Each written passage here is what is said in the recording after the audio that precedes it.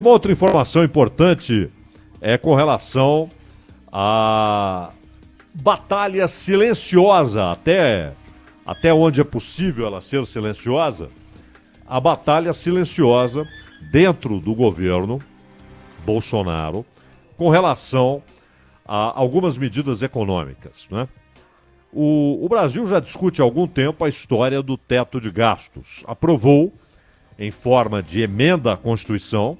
Portanto, isso só pode ser derrubado também com uma nova emenda à Constituição. Precisa uma proposta de emenda à Constituição, uma PEC, para derrubar o que foi inserido na Constituição, como emenda ao texto constitucional.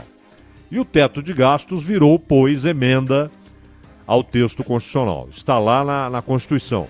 E só pode ser modificado pelo Congresso em 2 votações, com outra emenda constitucional, com 3/5 da Câmara e também do Senado e assim por diante. Não é tarefa fácil. Então, o que muitas vezes se discute é a possibilidade de driblar algumas limitações estabelecidas pelo teto. E muita gente dentro do governo conta com isso, inclusive para investimentos em áreas que precisam urgentemente de investimento, por exemplo, infraestrutura, não é?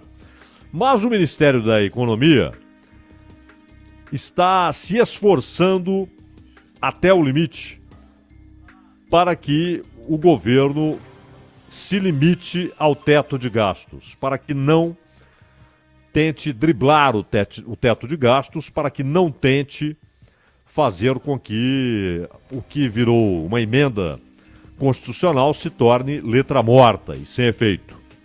Até porque o Brasil já terá um ano fiscal terrível. Esse é um dado já estabelecido. Não há como fugir disso, sair disso, contornar isso, superar isso neste ano.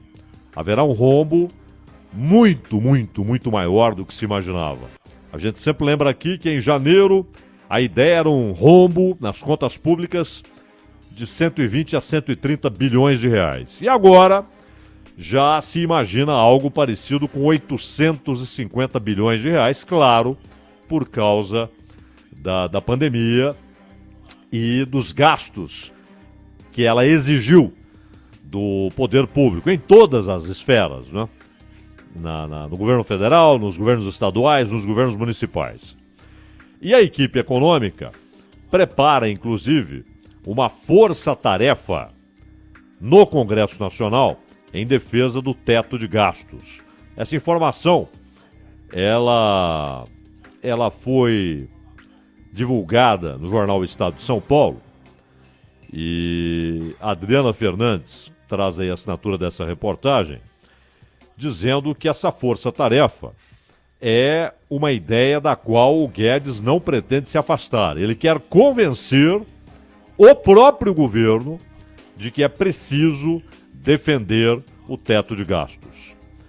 E também no Congresso Nacional. Mas no Congresso Nacional parece haver já uma resistência dada à ideia de driblar o teto de gastos.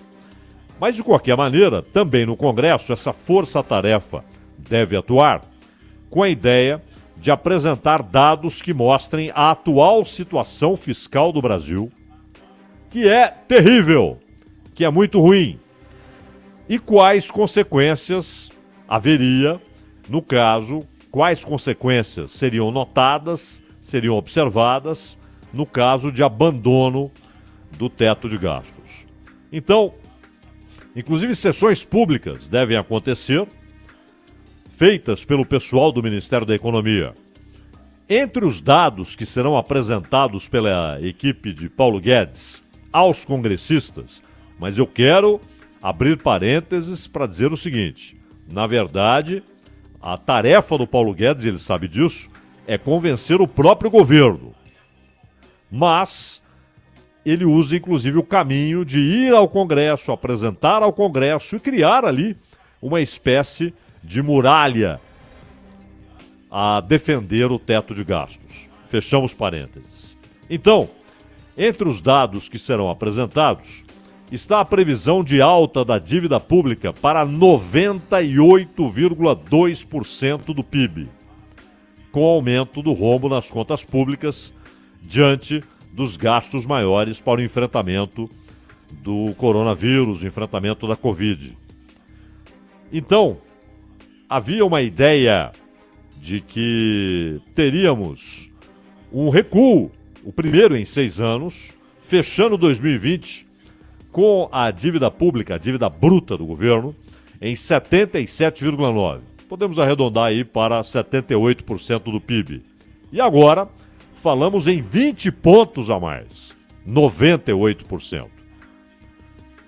O governo, ou o Ministério da Economia, traz aí um dado pretensamente preciso, de 98,2%. Mas aí há sempre um certo chute, tanto naquele 0,9 quanto no 0,2. Então podemos arredondar para 78, era a previsão, seria o primeiro recuo em 6 anos, e 98 é o que deve ficar constatado no final de 2020, ou seja, quase o PIB inteiro da economia brasileira nós teremos em dívida bruta do governo. Paulo Guedes e sua equipe veem o teto como ferramenta importante para a política econômica que eles defendem. E a sua retirada, que, repito, não parece realizável, né? Não parece praticável, porque exige emenda constitucional e, portanto, 3/5 na Câmara, 3/5 no Senado. Isso não parece realizável no momento. Mas por haver o risco, ou de tentarem aprovar uma emenda, ou de tentarem driblar o teto de gastos, o Paulo Guedes decidiu se movimentar na defesa desse mecanismo. E a retirada é considerada, pelo Paulo Guedes e pelo time dele do Ministério da Economia, um caminho certo para o aumento da taxa de juros e da desconfiança com o futuro do país. A ofensiva acontece no momento em que há essa pressão para dribles no teto, até mesmo dentro do governo.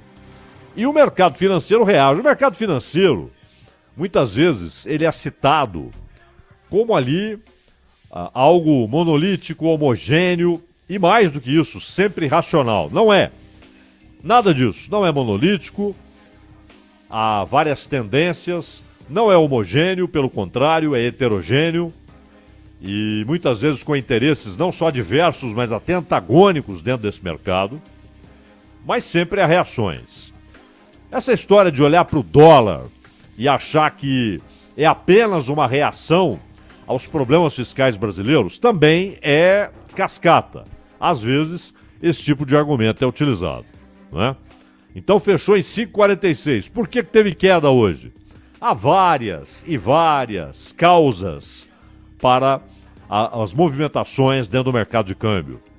É bom lembrar que tá ali na esquina, ó, uma eleição para presidente dos Estados Unidos. Então é claro que há muita coisa influenciando o mercado de câmbio. O quanto há, neste momento, de atração pelos títulos do Tesouro Americano, isso é fundamental para que haja maior demanda por dólares. Qual a perspectiva em relação à tensão entre China e Estados Unidos? Ela vai diminuir? Ela vai aumentar? Há risco de algum choque mais sério? Tudo isso pesa no mercado mundial de câmbio, porque tudo isso pesa em maior ou menor demanda por dólar e por ouro. Então, não é só a situação fiscal do Brasil que determina o valor do real em relação ao dólar. Obviamente isso não é.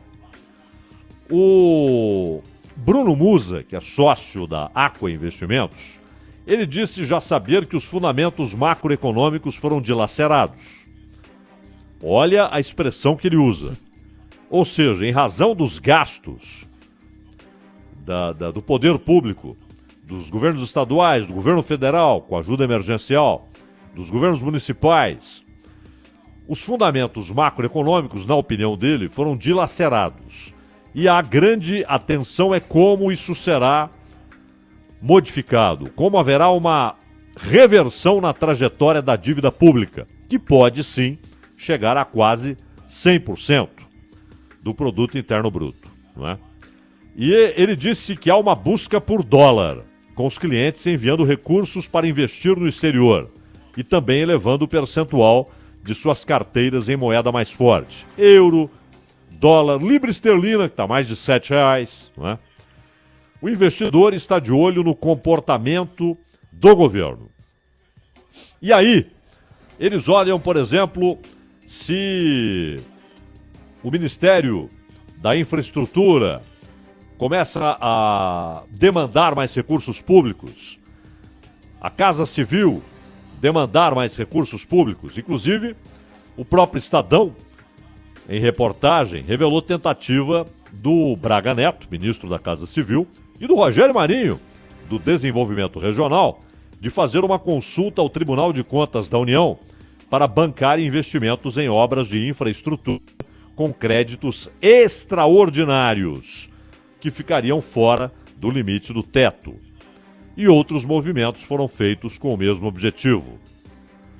Na Câmara e no Senado, parlamentares de diversos partidos têm apresentado propostas para flexibilizar o teto e até mesmo estender o estado de calamidade da pandemia, que termina em dezembro, até o ano que vem. Aliás, vale lembrar, não é, Ronald, que o próprio governo, ou uma parte importante do governo, espera estender o auxílio emergencial, embora com valor menor, até março, pelo menos.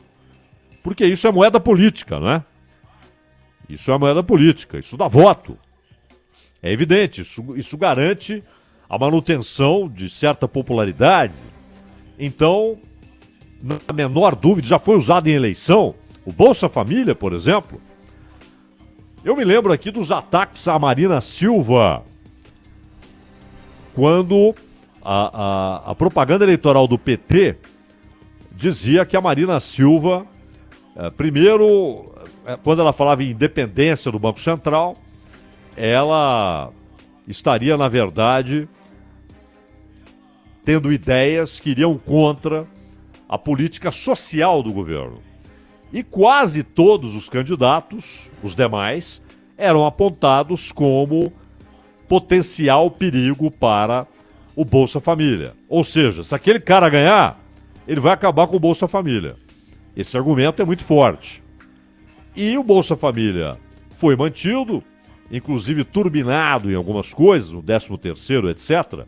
E a ajuda emergencial, o governo percebeu que ela é uma moeda eleitoral. E aí aquela história, vamos estender o máximo possível. Só que há o problema fiscal, ou seja, se alguém diz vamos gastar dinheiro, ele precisa ter dinheiro ou ter a garantia de que esse dinheiro chegará, virá de algum lugar. E essa garantia, no caso dos governos, ou seja, o governo federal, os governos estaduais e municipais, essa garantia não existe. Pelo contrário, a única garantia é de um rombo gigantesco nas contas públicas. O Rodrigo Maia, ele disse que travará as iniciativas de furar o teto. Mas é bom lembrar que o Rodrigo Maia não ficará na presidência da Câmara por muito mais tempo. O Alcolumbre está tentando dar um jeito ali, não é? Está tentando dar um chapéuzinho nas limitações legais para ser reconduzido à presidência do Senado. O Rodrigo Maia já fez isso, vale notar, não é? E a fala do ministro Bruno Dantas, responsável pela área do Ministério da Economia na Corte de Contas do Tribunal de Contas da União, alertando que o tribunal não vai aceitar dribles no teto, foi vista como barreira importante.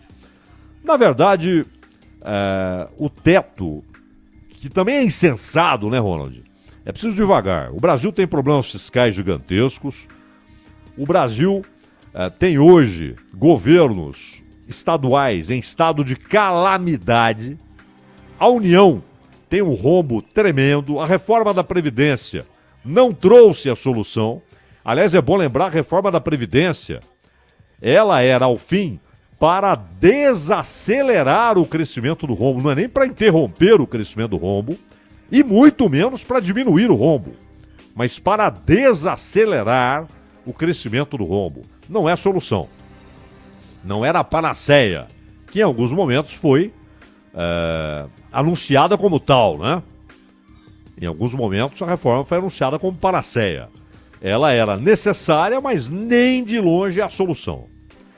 A solução é reduzir drasticamente os custos do Estado, e quando a gente fala Estado, não apenas a União, mas estados e municípios, que são todos caríssimos para o contribuinte.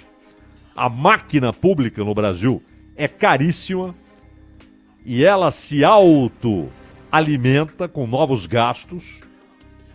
Ela engorda como uma bola de neve, ou seja, ela cresce com o próprio movimento. Mas também isso tem de vir acompanhado de crescimento da arrecadação. E a arrecadação só vai crescer em termos reais se a economia crescer, não é? Então, esse é o grande nó que o Brasil tem de enfrentar. Agora, o teto de gastos, o problema, Ronald, é que ele está amarrado ao quê? À inflação.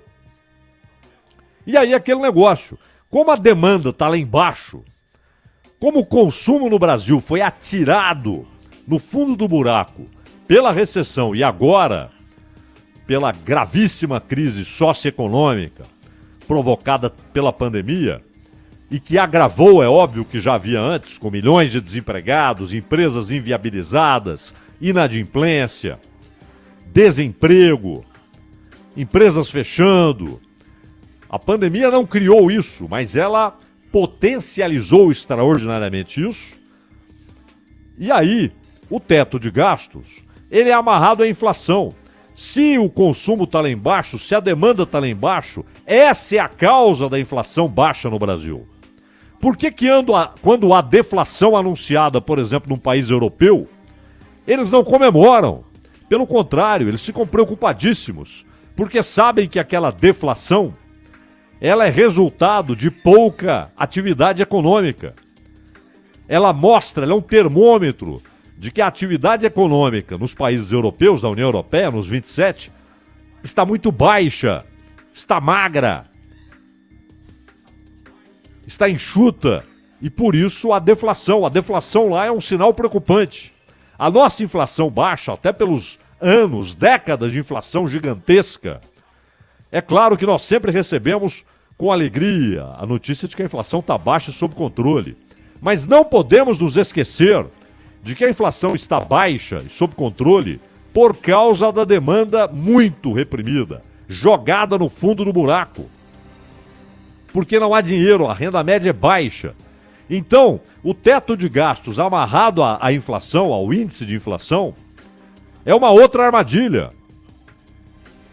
Porque você não vai nunca conseguir aumentar esse teto, elevar esse teto e poder gastar mais, inclusive em investimentos.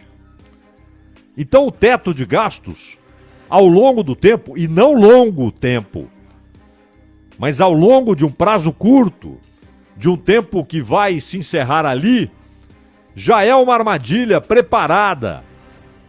E o governo sabe que cairá na armadilha e não tem o que fazer. Porque vai chegar um momento em que ele para, por conta do teto de gastos, ou ele dribla o teto de gastos e comete irresponsabilidade. E aí você sujeita um presidente da República até a impeachment por conta dessa irresponsabilidade. O teto de gastos era visto ali como necessário por causa do rombo nas contas públicas. Mas ele amarrado à inflação, ele não dá espaço e os gastos continuam crescendo porque eles crescem pelo próprio movimento, pela inércia, eles se movimentam pela inércia. É uma armadilha dada e em algum momento isso terá de ser modificado. Então nem se deve simplesmente driblar o teto de gastos irresponsavelmente e aprofundar o problema das contas públicas, mas também não devemos olhar para o teto de gastos como está aqui a solução. Com isso aqui resolvemos o problema fiscal. Balela! É uma armadilha que está posta. Todo mundo sabe que ela está lá. E todo mundo sabe que em algum momento o governo cairá nessa armadilha. Qualquer governo. Do Bolsonaro, do sucessor do Bolsonaro. É inevitável. é aritmética. Então, é mais um problema a ser resolvido. Como ou elevar o teto de gastos, ligando o seu movimento a outro índice, não da inflação, por exemplo, o PIB, como foi, aliás, uma ideia da Marina lá atrás, e ela foi trucidada naquele momento, ou terão de fazer uma PEC para estabelecer um outro mecanismo. Já há a regra de ouro, né? Mas o fato é que o teto de gastos não é solução e está se tornando mais um problema para o governo, Ronald.